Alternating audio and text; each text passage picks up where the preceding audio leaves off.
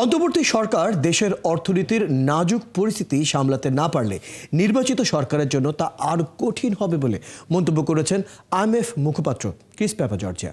বৃহস্পতিবার সচিবালয়ে এক ব্রিফিংয়ে সাংবাদিকদের এসব কথা বলেন তিনি। মূল্যস্ফীতি, বিশেষ করে খাদ্যে মূল্যস্ফীতি না কমায় বাংলাদেশ অতিরিক্ত চাপে আছে বলেও মন্তব্য করেন আইএমএফ মুখপাত্র। নীতির পরিবর্তন প্রয়োজন, দেশের দরিদ্র মানুষ যেন খাবার সহ নিত্য প্রয়োজনীয় পণ্য সহজে কিনতে পারে, সরকারকে দ্রুত তেমন ব্যবস্থা নিতে বলেন তিনি। এ সময় আইএমএফের সীমাবদ্ধতার কথা উল্লেখ করে ক্রিস পাপাজর্জিয়া বলেন, বাংলাদেশ সরকার অতিরিক্ত $750 মিলিয়ন সহায়তা চাইলেও পরিস্থিতি পর্যবেক্ষণ করেই তা দেয়া যাবে। বাংলাদেশ মূল্যস্ফীতির অতিরিক্ত চাপে আছে। দরিদ্র মানুষ যেন খাবার সহ নিত্যপণ্য পায়, সেজন্য নীতির পরিবর্তন প্রয়োজন। বাংলাদেশ সরকার অতিরিক্ত যে সহায়তা চাইছে, পরিস্থিতি পর্যবেক্ষণ করে তাই দিবে আইএমএফ।